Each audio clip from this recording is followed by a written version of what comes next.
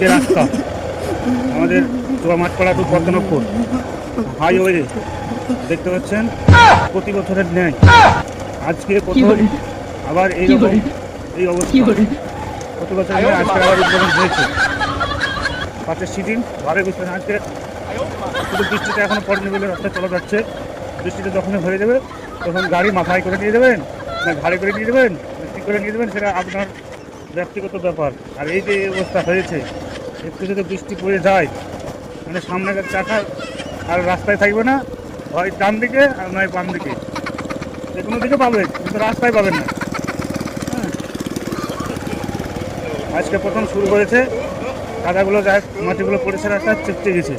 বৃষ্টিটা হয়নি বলে, যখনই বৃষ্টিটা হবে এই যে চ্যাপটানো ল্যাপটানো যে মাল রাস্তায় পড়ে আছে, বৃষ্টি পড়লেই তারা মানে এমন ভয়ঙ্কর দৃশ্য দেখাবে, চ্যাপটানো ল্যাপটানো যেগুলো আছে রাস্তায়, মানে মাথা খারাপ করে দেবে।